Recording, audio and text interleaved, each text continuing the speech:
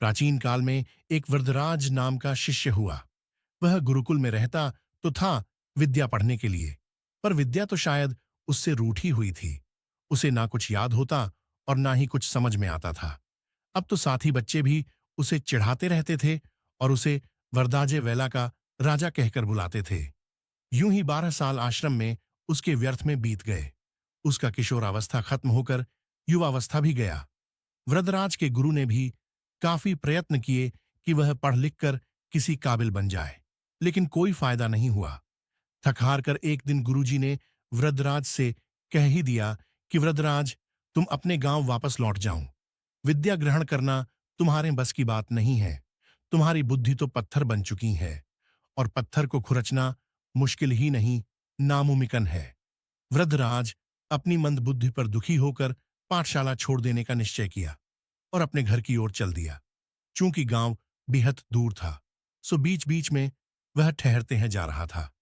वृद्धराज अपनी मंदबुद्धि पर दुखी होकर पाठशाला छोड़ देने का निश्चय किया और अपने घर की ओर चल दिया।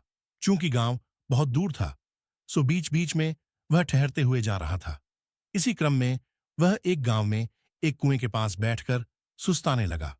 वहां सहसा उसका ध्यान कुएं पर लगे पत्थर की जगह पर गहरे निशान पर पड़ी, जो पानी खींचते समय बार बार रस्सी के नीचे ऊपर जाने आने से पड़ा था। यह देखकर वह गंभीरतापूर्वक सोचने लगा कि जब बार बार इस रगड़ रूपी अभ्यास के कारण इस कुएं के कठोर पत्थर पर निशान पड़ सकता है, तो कोई कारण नहीं कि मेरी मोटी बुद्धि निश्चयपूर्वक मेहनत करने से सही काम न करने लगे।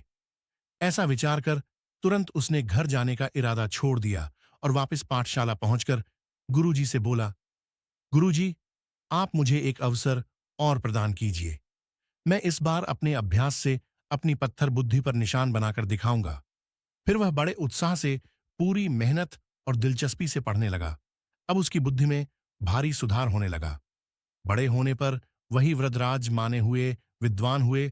उन्होंने मध्य सिद्धांत कौमुदी, लघु सिद्धांत कौमुदी तथा सार कौमुदी ग्रंथ संस्कृत भाषा में लिखे, जिसे वर्तमान समय में बच्चा बच्चा पढ़ता है।